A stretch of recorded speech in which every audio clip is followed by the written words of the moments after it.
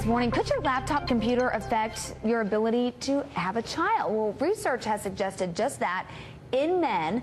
So we brought in a local reproductive urologist to separate fact from fiction. This is Dr. Parviz Kavusi from St. David's South Austin Medical Center to talk to us about this. This must be a tough subject with your patients because it's hard enough to get men into the doctor's office, but then to talk about sperm count and issues and reproductive issues. This is kind of tough for guys. I mean, it's tough for women, but studies show it's hard to get men to kind of participate with the doctor. You bet. That's absolutely true. In fact, you know, as most of us know, it is difficult to get guys to the doctor anyway. And then when you're talking about sensitive subjects like this, where there are some social stigmas, unfortunately, it's even tougher to get guys in. And it's very important for men to be aware of this and to be evaluated.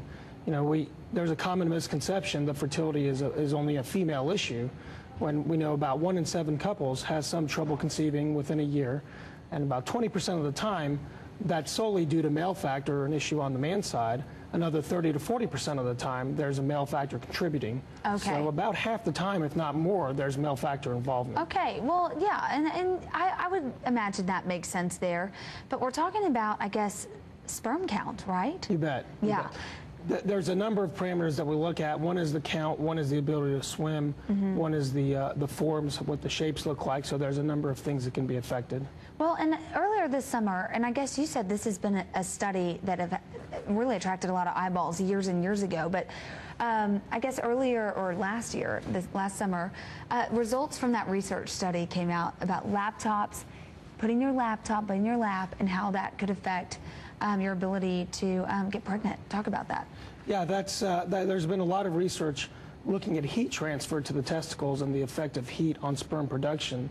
Men are built the way they are with the testicles basically outside of the body because the optimal temperature for sperm production and survival is 2 to 4 degrees Celsius less than the core body temperature. Okay. Heat transfer from a laptop on the lap can affect the temperature of the testicles. That's what the recent research has shown. And the next step in the studies would be to see the actual effect on sperm parameters. But we know heat affects sperm in a bad way. Okay, so we know that.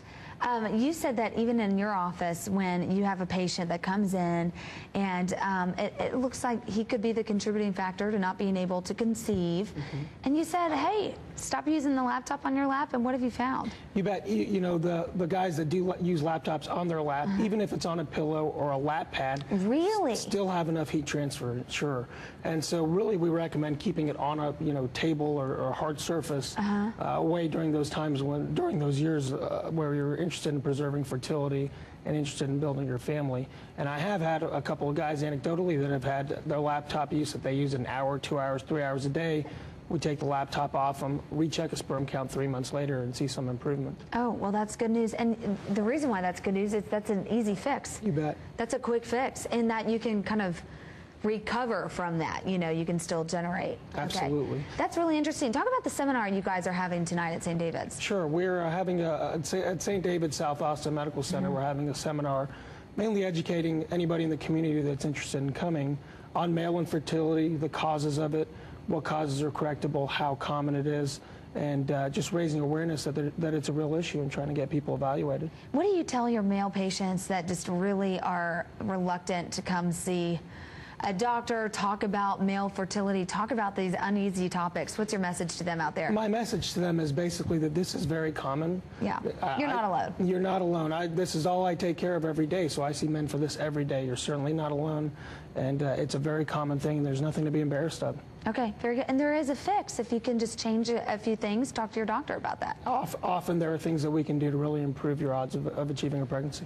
Okay, and we'll have all that information about that free seminar tonight on myfoxaustin.com. Thanks so much for being here. Thank you. We appreciate it. Good info.